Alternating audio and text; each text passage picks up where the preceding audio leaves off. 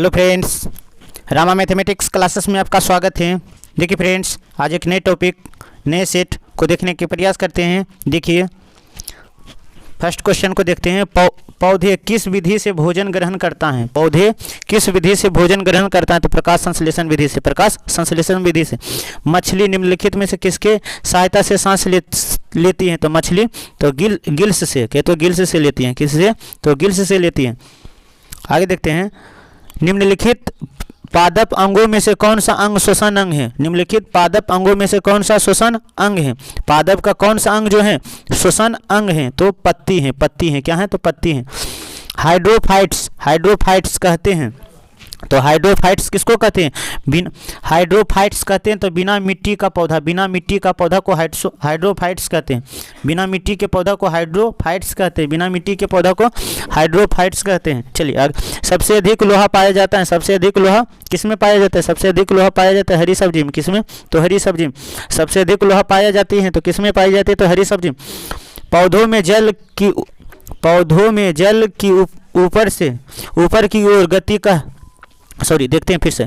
पौधों में जल की ऊपर की ओर गति कहलाती हैं। जब पौधा ऊपर की ओर गति करती हैं तो उसे क्या कहते हैं? तो रसारोहण कहते हैं। क्या कहते हैं? तो रसारोहण कहते हैं। क्या कहते हैं? तो रसारोहण कहते हैं। रसारोहण कहते हैं। चलिए आगे देखते हैं। आगे है, किसी घोल की अम्लता और क्षारता मापने के लिए पीएच स्केल का पहले करने का मतलब खोज किसने किया था? तो सोरेनसन ने। किसने किया था? तो सोरेनसन ने 1909 में किया था। कब किया था? 1909 में किया था। चलिए आगे देखते हैं। अदरक रूपांतरित होता है तो तना में। अदरक किस में रूपांतरित होता है? तो तना में होता है। रेशम किससे उत्पन्न होता है? रेशम किससे उत्पन्न होता है? रेशम किससे उत्पन्न होता है? तो किससे होता है? तो रेशम के कीड़ा के प्यूपा से। रेशम के कीड़ा से प्यूपा से। चलिए इनका देखिए 4 रूप होता है। रेशम के कितना रूप होता है? तो 4 रूप होता है। पहले लार्वा होता है, तो फिर अंडा होता है, उसके बाद प्यूपा होता है, उसके बाद कोनन होता है। और सबसे ज़्यादा रेशम कोनन से होता है, लेकिन उत्पन्न होना प्रारंभ होता है प्यूपा से। किससे? तो प्यूपा से। फलों के पकाने के लिए किसका उपयोग किया जाता है? तो एसिटिलीन का। किसका? तो एसिटिलीन का उपयोग किया जाता है। किसका किया जाता है? तो एसिटिलीन का उपयोग किया जाता है। चलिए आगे देखते हैं। मानव का अल्ज़हेमर रोग का परीक्षण है। मानव का अल्ज़हेमर रोग परीक्षण है तो मस्तिष्क कोशिका का अपघटन। मस्तिष्क कोशिका का अपघटन मानव में अल्ज़हेमर रोग का अभिलक्षण है। 1 ग्राम बसा देती है। 1 ग्राम बसा देती है तो 1 ग्राम बसा देती है 9 केजी कैलोरी ऊर्जा। 9 केजी कैलोरी ऊर्जा। चलिए आगे देखते हैं। कौन सा विटामिन रक्त को जमाने में मदद करता है? तो विटामिन के जो है रक्त को जमाने में मदद करता है। कौन है? तो विटामिन के जो है रक्त को जमाने में मदद करता है। चलिए आगे देखते हैं। बहुत हल्का क्वेश्चन है इसमें। देखिए आगे भी देख लेते हैं, देखेंगे। सूर्य की रोशनी से प्राप्त होता है। सूर्य की रोशनी से प्राप्त होता है तो विटामिन डी। क्या होता है? तो विटामिन डी प्राप्त होता है। क्या होता है? तो विटामिन डी प्राप्त होता है। मनुष्य की सबसे छोटी ग्रंथि कौन है? तो सबसे छोटी ग्रंथि पिट्यूटरी ग्रंथि है। क्या है? तो पिट्यूटरी ग्रंथि। मास्टर शरीर, मानव शरीर में मास्टर ग्रंथि किसे कहते हैं? तो पिट्यूटरी ग्रंथि को मास्टर ग्रंथि कहते हैं। क्या कहते हैं? तो मास्टर ग्रंथि कहते हैं। चलिए आगे देखते हैं। भ्रूण को भोजन किस माध्यम से प्राप्त होता है? भ्रूण को भोजन किस माध्यम से प्राप्त होता है? तो किस? तो गर्भनाल द्वारा। किसके द्वारा? तो गर्भनाल द्वारा। शरीर की सबसे बड़ी हड्डी कौन सी है? फीमर की हड्डी। क्या है? तो फीमर की। मानव मस्तिष्क का होता है वजन होता है तो मानव मस्तिष्क का वजन कितना होता है? तो मानव मस्तिष्क का वजन 1350, कहने का मतलब 1400 ग्राम होता है। कितना होता है? तो 1400 ग्राम होता है। कितना होता है? तो 1400 ग्राम होता है। मानव मस्तिष्क का वजन कितना होता है? 1400, कहते हैं मतलब 1350 ग्राम होता है। चलिए आगे देखते हैं। ब्लड बैंक किसे कहा जाता है? बताओ। एस्पिरिन को। ब्लड बैंक किसे कहा जाता है? तो एस्पिरिन को। ब्लड बैंक किसे कहा जाता है? तो एस्पिरिन को। खाद्य ऊर्जा किसके द्वारा प्रदर्शित होता है? तो कैलोरी के। इंसुलिन निम्नलिखित में से मनुष्य के किस अंग से निकलता है? इंसुलिन मनुष्य के किस अंग से निकलता है? तो पैनक्रियाज से। किससे? तो पैनक्रियाज से। किससे? तो पैनक्रियाज से निकलता है। पैनक्रियाज से निकलता है।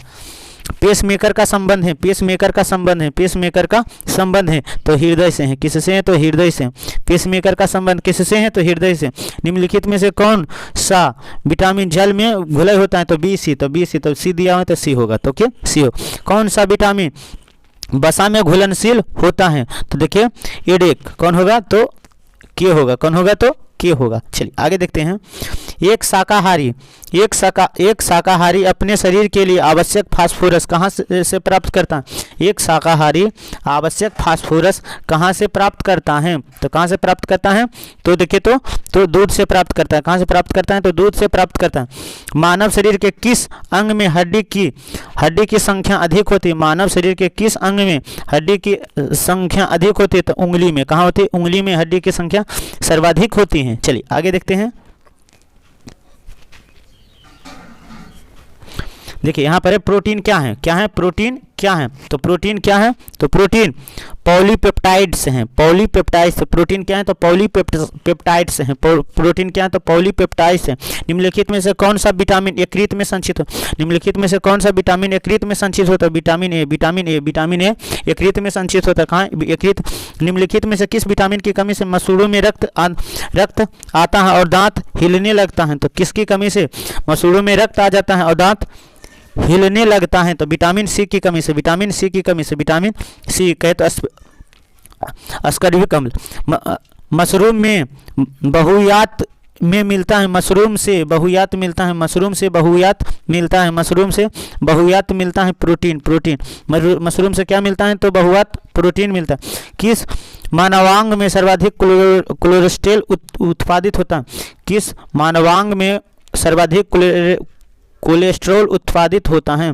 तो कोलेस्ट्रॉल उत्पादित किसके द्वारा होता है? तो यकृत।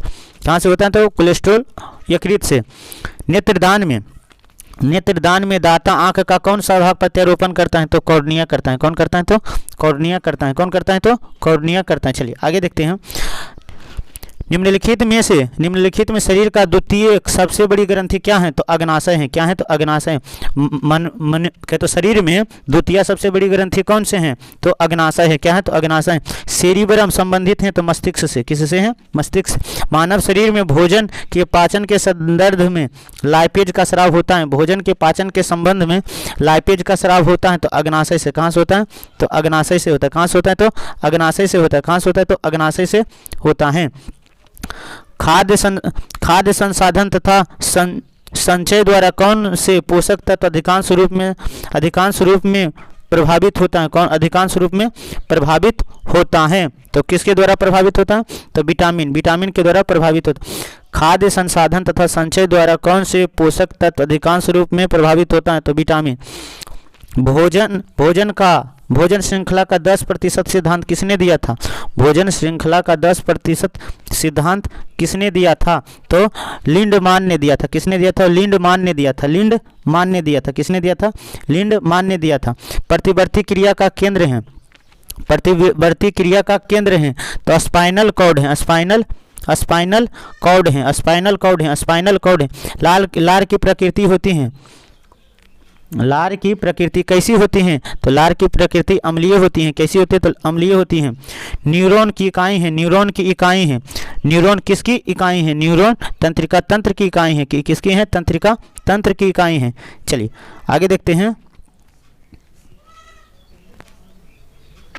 आगे हैं किस हार्मोन द्वारा हृदय स्पंदन तथा रुधिर दाब बढ़ जाता है? हृदय स्पंदन तथा रुधिर दाब बढ़ जाता है।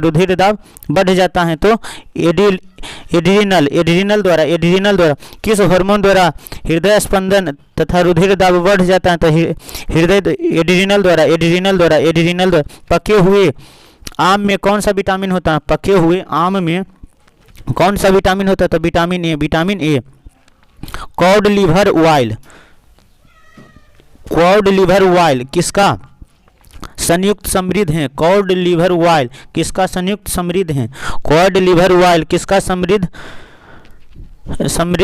संबंध है? तो विटामिन ए का। कहाँ पाचन तथा श्वसन मार्ग एक दूसरे को अतिक्रमण करता है? कहाँ पाचन एवं श्वसन मार्ग एक दूसरे को अतिक्रमण करता है? कहाँ करता है? तो स्वर तंत्र में। कहाँ? स्वर तंत्र में। वह पदार्थ जिसकी कमी से डिहाइड्रेशन होता है। वह पदार्थ जिसकी कमी से डिहाइड्रेशन होता है तो क्या होता है? तो पानी की कमी से डिहाइड्रेशन हो जाए। पुरुषों में बांधकरण शैल क्रिया क्या कहलाता है? तो बांधकरण शैल के लिए शैल क्रिया क्या कहलाता है? तो बाइसेक्टोमी बाइसेक्टोमी कहलाता है। बाइसेक्टोमी कहलाता है। बाइसेक्टोमी कहलाता है। चलिए आगे देखते हैं। अधिकतर पोषक तत्व रक्त में अवशोषित किए जाते हैं। अधिकतर पोषक तत्व रक्त में अवशोषित किए जाते हैं। अधिकतर पोषक तत्व अवशोषित किए जाते हैं तो छोटी आंत से। कहाँ से? छोटी आंत से। नाड़ी गति द्वारा डॉक्टर ज्ञात करता है। नाड़ी गति द्वारा डॉक्टर ज्ञात करता है तो हृदय की धड़कन। चलिए आखिरी क्वेश्चन है, देखिए। मुख्य रूप से कौन सी रक्त वाहियां हमारे शरीर के विभिन्न भागों से हृदय तक रक्त का वहन करती है? हृदय तक रक्त का वहन करती हैं तो शिरा। कौन है? तो शिरा। मुख्य रूप से कौन सी रक्त वाहिकाएं हमारे शरीर के विभिन्न भागों से हृदय तक वहन करती हैं? तो शिराएं। कहाँ? तो शिराएं। चलिए फ्रेंड्स, यह भी सेट कंप्लीट हो गया। चलिए दूसरे वीडियो में दूसरे सेट को देखने के प्रयास करते हैं। Thanks friend. जय हिंद फ्रेंड।